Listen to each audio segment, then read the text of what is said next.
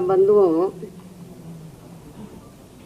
वैसे आप लोगों को ये विदित है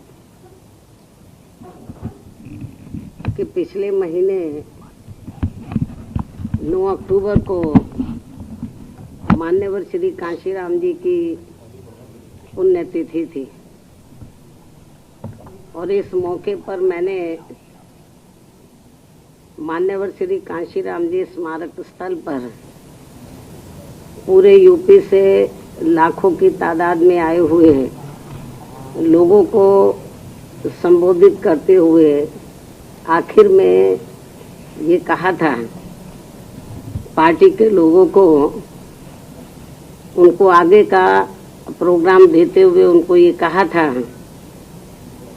कि यहाँ से जाने के बाद तो 21 अक्टूबर से तो आप लोगों को यूपी में 403 विधानसभा की सीटें हैं, तो प्रत्येक विधानसभा में जो आप लोगों ने पोलिंग बूथ की कमेटियां बनाई हैं तो उनके पदाधिकारियों का बंद जगह पर कैडर लेना है और चुनाव को ध्यान में रखकर तो उनको जो मैं समय समय पर प्रेस के जरिए, ट्वीट के जरिए जो भी कुछ मैं चुनाव को ध्यान में रखकर अपनी बात रखती रही हूँ, तो उनको वो बताना चाहिए। और इसके साथ ही उनको जो कमेटियां बन चुकी हैं तो कमेटियों के पदाधिकारियों के कार्यों का भी रिव्यू करना चाहिए कि जो पदाधिकारी हैं वो बराबर काम कर रहे हैं, नहीं कर रहे हैं।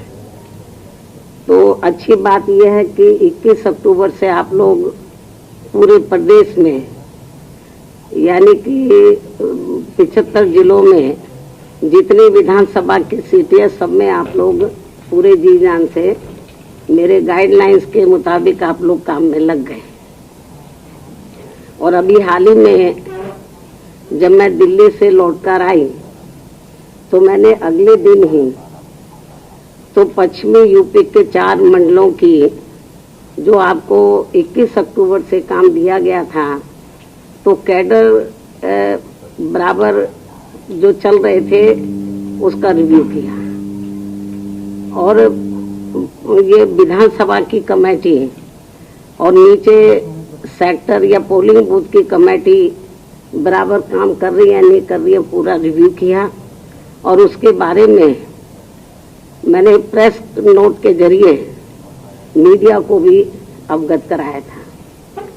और इसी क्रम में तो उत्तर प्रदेश में जितनी सुरक्षित विधानसभा की सीटें हैं कुल मिलाकर 84 एससी के लिए हैं और 2 एसटी के लिए हैं।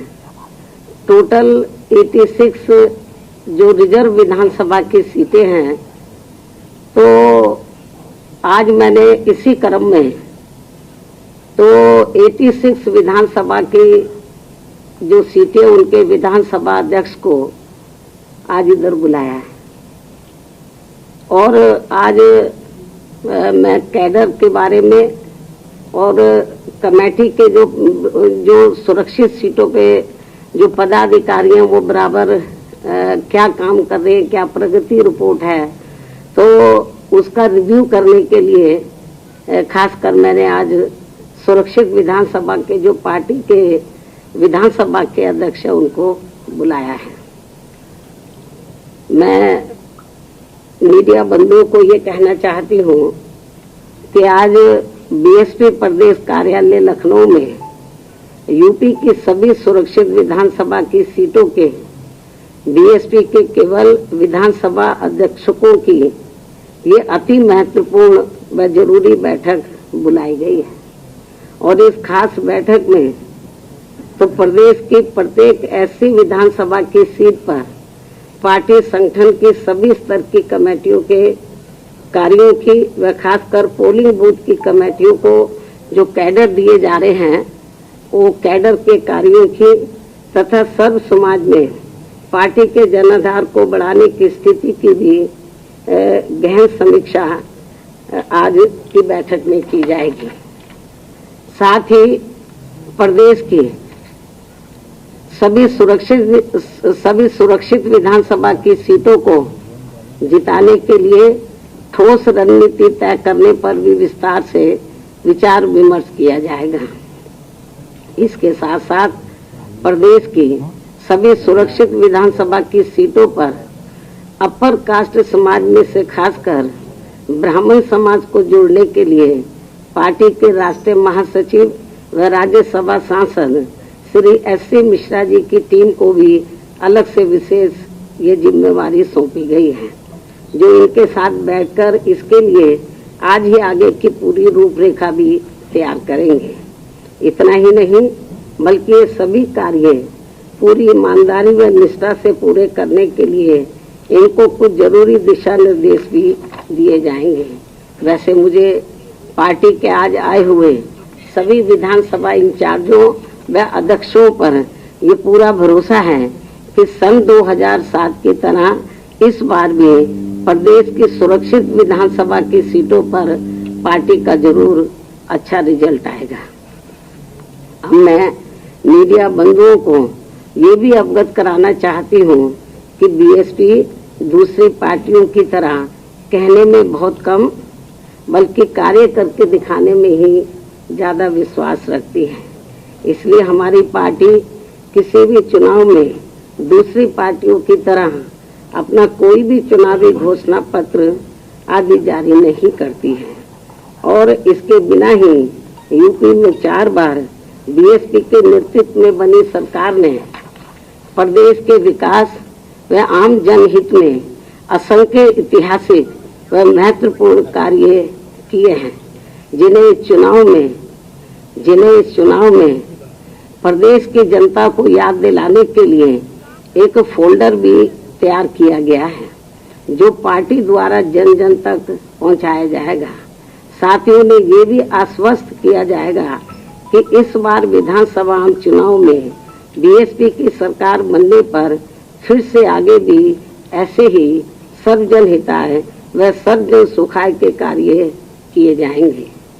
और फोल्डर जो तैयार किया है तो वो ये है, आपको भी दे दिया जाएगा, मीडिया को भी। ये हमने ये कई पेज का फोल्डर है, तो जो हमने तैयार किया है तो यूपी में ये पूरे 403 विधानसभा में गांव-गांव और कस्बे तक इस फोल्डर को लोगों के हाथों में दिया जाएगा पढ़ने के लिए, ताकि उन्हें ये एहसास हो जाए कि मेरे नेतृत्व में बनी सरकार ने तो यूपी में क्या क्या महत्वपूर्ण कार्य किए हैं। क्योंकि जब सपा इधर पावर में थी, अब बीजेपी है, तो मेरे ही कार्यों को वो इधर उधर उसके शेप बदल के उसको वो अपने कार्य दर्शाते रहे हैं। जबकि जो मैंने कार्य किए हैं तो मेरे ख्याल आज तक आजादी के बाद लंबे अरसे तक इधर कांग्रेस पार्टी पावर में रही, उसने भी नहीं किए, अन्य किसी पार्टी ने भी इतने कार्य नहीं किए हैं इतने कम समय में, और मौजूदा वर्तमान भाजपा सरकार ने भी इतने कार्य नहीं किए हैं। और इस फोल्डर में कोई विस्तार से जानकारी नहीं दी गई है, बल्कि जो मुख्य महत्वपूर्ण कार्य हैं उनका वर्णन किया गया है, तो ताकि ये जन जन तक ये मालूम हो जाए कि बीएसपी दूसरी पार्टियों की तरह कोई घोषणा पत्र आदि जारी नहीं करती है, कहने में कम कार्य करके दिखाने में ज्यादा विश्वास रखती है। और ये हमने अपनी 4 बार की हुकूमत में ये सब करके दिखाया है। तो ये फोल्डर आज जारी किया जा रहा है, पूरे प्रदेश में ये फोल्डर जाएगा और लोगों को मालूम हो जाएगा कि हमने क्या कार्य किए, और आगे हमारी सरकार बनती है तो इसी पैटर्न पर फिर से कार्य किए जाएंगे। तो प्रदेश का भी डेवलपमेंट किया जाएगा और जनहित का भी, और जो विभिन्न क्षेत्र में जो लोग काम में लगे हैं, चाहे गरीब है, मजदूर हैं, छोटा व्यापारी है, कर्मचारी है, वकील है, तो या हमारे छात्र हैं, महिलाएं हैं, बुजुर्ग हैं, सबके हितों में कार्य किया जाएगा जैसे हमने पहले किया था। और ये सब वैसे तो आप लोगों को मालूम है, मीडिया भी मालूम है, लेकिन मीडिया दर्शाता नहीं है, आपकी भी अपनी मजबूरी है। कितना दिखाना है बीएसपी को मैं समझ सकती हूँ। तो आपकी भी अपनी मजबूरी है, लेकिन हमारी भी अपनी मजबूरी है। जब हमें लगा कि आप लोग हमारे कार्यों को बराबर दर्शा नहीं रहे हैं, तो फिर हमें ये मजबूर होकर ये फोल्डर तैयार करना पड़ा है जो जन जन तक ये जाएगा। तो और इसके अलावा मीडिया बंधुओं को इन सब मामलों में विस्तार से जानकारी अलग से प्रेस नोट के जरिए भी दे दी जाएगी। धन्यवाद।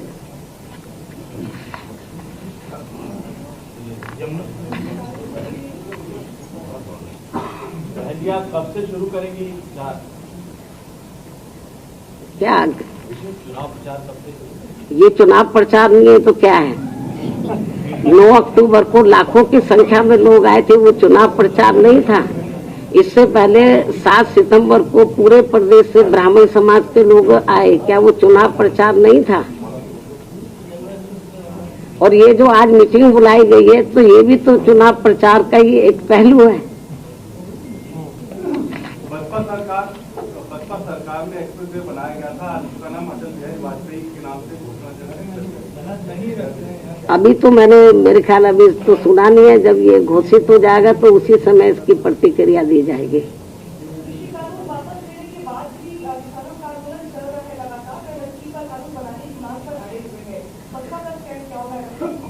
देखो, मैंने 2-3 दिन लगातार इसको लेके ट्वीट किए हैं।